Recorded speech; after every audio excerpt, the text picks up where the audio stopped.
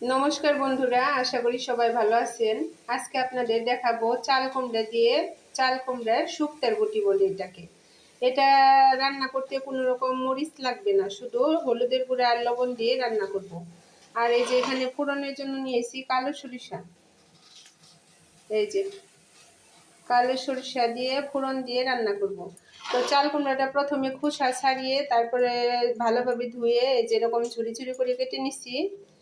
আর এই যে এই পাশে তো কড়াইটা বসিয়ে দিছি। এখন চাল কুমড়ার থেকে যে এক্সট্রা জল বের হবে সেই জলটা আমি প্রথমে ভাপিয়ে নিব, ভাপিয়ে ডালার সাহায্যে জলটা ঝরিয়ে নিব। প্রথমে চাল কুমড়াটা দিয়ে দিলাম।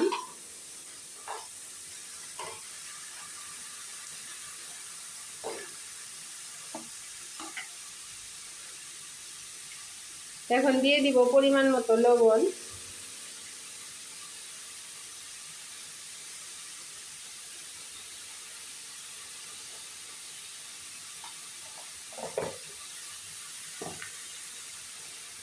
এখন লবণ দিয়ে ভালোভাবে চাল কুমড়াটা ভাপিয়ে নিব। লবণ দিয়ে ভাপানোর ফলে যে জলটা বের হবে সেই জলটা আমি ফেলে দিব, জলটা রাখবো না।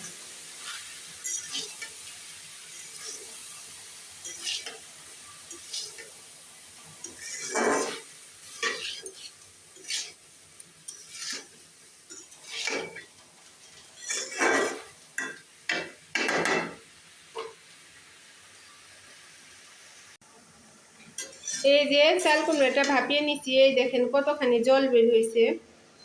এই এক্সট্রা জল আমি রাখবো না, জলটা একটা ডালার সাহায্যে ঝরিয়ে নিব। এই দেখেন প্রচুর পরিমাণে জল হয়েছে।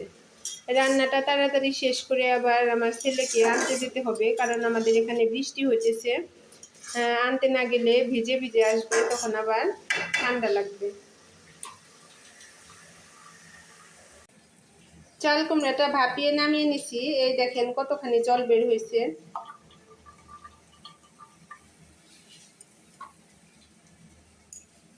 এটার উপর রেখে দেই, এই বাটির উপর, তাহলে শূন্য থাকলে যে জল আছে সম্পূর্ণ জলটা বের হয়ে যাবে। আর এই পাশে তো এই যে কড়াইটা বসিয়ে দিছি।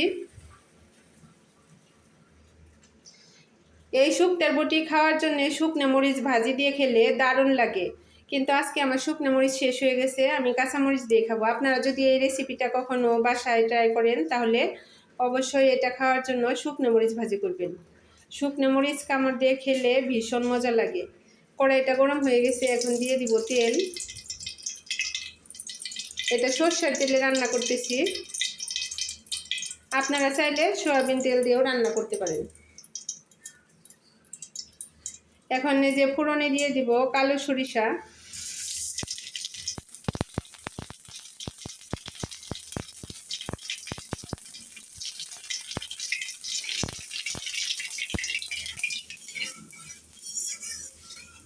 আমার ফোড়নটা এসে গেছে, এখন দিয়ে দিব এই যে চাল কুমড়াটা।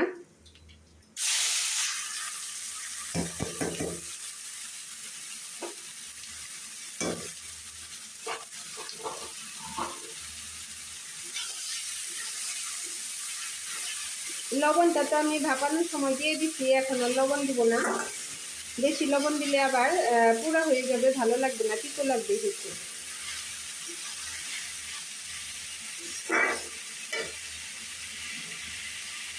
এখন শুধু এর উপরে দিয়ে দিব হলুদের গুঁড়া, আর কিছুই লাগবে না। একদম সাদামাটা রান্না, কিন্তু খেতে দারুণ লাগে। এই যে হলুদের গুঁড়া, এভাবে রান্না করলে আপনার বাচ্চারা অনেক সময় ঝাল খেতে পারে না, ছোট থেকে বড় সবাই পছন্দ করবে। হলুদের গুঁড়া দিয়ে দিচ্ছি, এখন শুধু ভেজে নেব।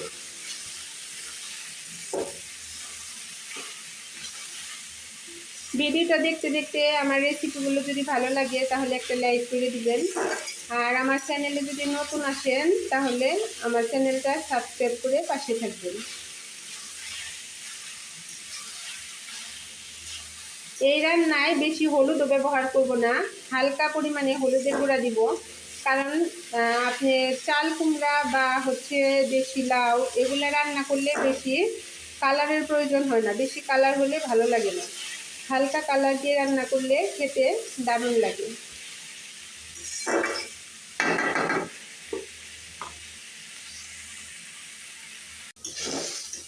এই যে এখন সুন্দরভাবে ভেজে নিতেছি, প্রায় হয়ে গেছে, আর কিছু সময় ভাজলেই হয়ে যাবে। কুমড়ার ভিতর থেকে যে জলটা বের করে নিচ্ছি, ওই জলটা রাখলে কিন্তু কুমড়ার মানে টেস্টটা নষ্ট হয়ে যেত। সেই জন্য কুমড়ার জলটা ফেলে দিয়ে তারপরে ভাজি ভাজি করতেছি। আর ওই জল সহ ভাজি করলে চাল কুমড়া এই শুক্তার বটিটা কিন্তু হতো না, ঝরঝরে হতো না, একদম মাখো মাখো হয়ে যেত, তাহলে ওটার টেস্ট আবার অন্যরকম হতো। সেই জন্য জলটা ফেলে দিয়ে নিচ্ছি। আজকে বেশি কিছু রান্না করব না, কারণ কালকে যা রান্না করছিলাম সব কিছুই রয়ে গেছে, ওগুলো শুধু গরম করে নিচ্ছি। আর এই শুক্তার বটিটা করতেছি, আর বেশি কিছু রান্না করব না, ওগুলো আগে শেষ হোক, কারণ থাকতে থাকতে রান্না করলে সব খাবার নষ্ট হয়ে যায়, তখন ভালো লাগে না। আলুর ঝোল রয়েছে, ডাল রয়েছে, তারপরে পটল ভর্তা আছে, সেই জন্য আর বেশি কিছু রান্না করতেছি না।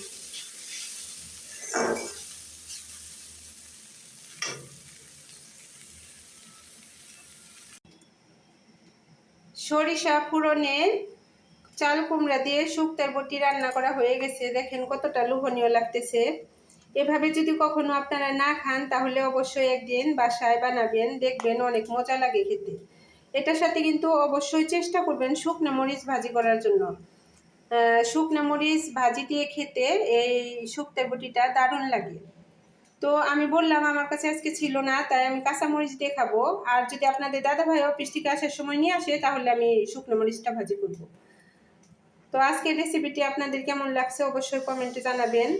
তো চলেন এখন আপনাদেরকে নিয়ে যাই, আমার ছেলেকে আনতে যাব, কারণ বৃষ্টি নামছে, তো এখন ছাতা নিয়ে যাইনি, তাই আমার ছেলেকে আনতে যাইতেছি। আপনারাও চলেন আমার সাথে যাই। তো চলেন যাই, স্কুলে আমার ছেলেকে নিয়ে আসি। প্রচুর পরিমাণে বৃষ্টি হচ্ছে, কিন্তু এখন একটু বৃষ্টিটা কমছে, তারপরও হালকা হচ্ছে। আবার আকাশে মেঘ আছে অনেক, যদি আরও গাঢ়ভাবে নামে তাহলে তো সমস্যা, স্কুলের ব্যাগ ভিজে যাবে, প্লাস ওর হচ্ছে ঠান্ডা লেগে যাবে মাথায় এই বৃষ্টির জল পড়লে। আবার অনেক সময় হয় কি, মানে আমি যদি আনতে না যাই তাহলে ওর বন্ধু বান্ধবরা সবাই মিলে বৃষ্টিতে ভিজে, তখন তো আরও সমস্যা, সেই জন্য যাইতেছি। তো চলেন, এখান দিয়ে যাইতেছি একটু তাড়াতাড়ি হওয়ার জন্য। আর একটা রাস্তা আছে, পাকা রাস্তা দিয়েও যাওয়া যায়, কিন্তু এইখান দিয়ে গেলে অনেক তাড়াতাড়ি যাওয়া যায়, সেজন্য এই রাস্তা দিয়ে যাইতেছি।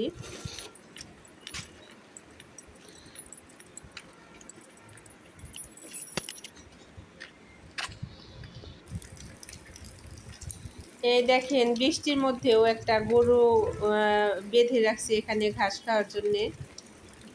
আর ওই যে সামনে দেখতেছেন ওই মেয়েটার কাছে আমার ছেলে পড়তো ছোটোবেলায়।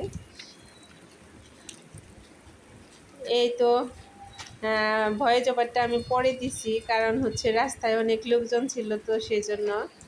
তো এই যে ছাতা মাথায় দিয়ে যাইতেছি ছেলেকে আনতে।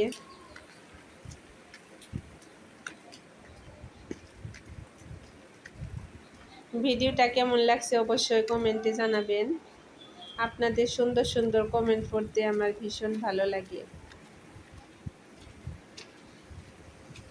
এক হাতে মোবাইল ধরেছি, হাতে ছাতা, এক হাতে ছাতা, এক হাতে মোবাইল, চাবি, মানে তারপরও ভিডিওটা করলাম আপনাদের দেখানোর জন্য।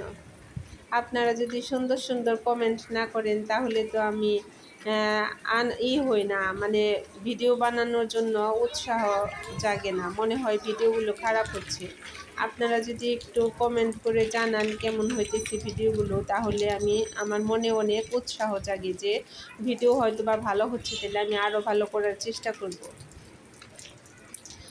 স্কুল ছুটি হয়ে গেছে, দু একজন ছাওয়াল পাওয়াল যাইতেছে, ওই যে বের হয়ে, ওদের গার্জেন আসেনি, ওরা এমনিতেই চলে যেতেছে। আর আমি এই যে যাইতেছি, দেখি আমার ছেলে বের হয়েছে কিনা।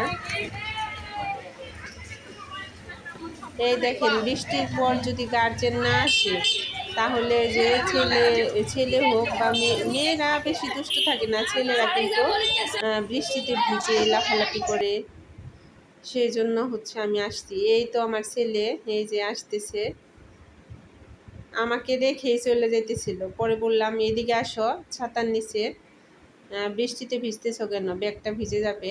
তারপরে আবার আমার কাছে চলে আসলো। এখন আমরা মা ছেলে দুইজনেই বাসায় যাইতেছি।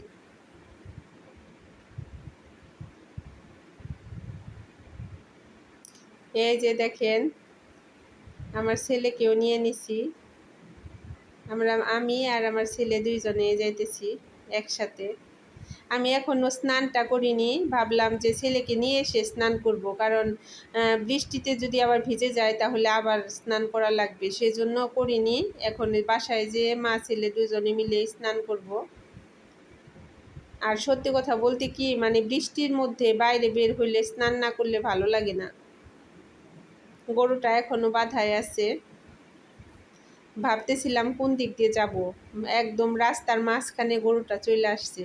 চিন্তা ভাবনা করে দেখলাম গরুটা যেহেতু ওই দিকে গেছে তাহলে এই দিক দিয়েই চলে যায়। আর এই যে দেখেন, আমার ছেলে আবার একা একা ওর বন্ধুদের সাথে কথা বলার জন্য যাইতেছিল। পরে আবার ডাক দিয়ে কাছে নিয়ে আসলাম। ভাবলাম এখানে দাঁড়িয়ে একটু পুকুরটা দেখাই আপনাদের। এই দেখেন কীরকম বৃষ্টি পড়তেছে।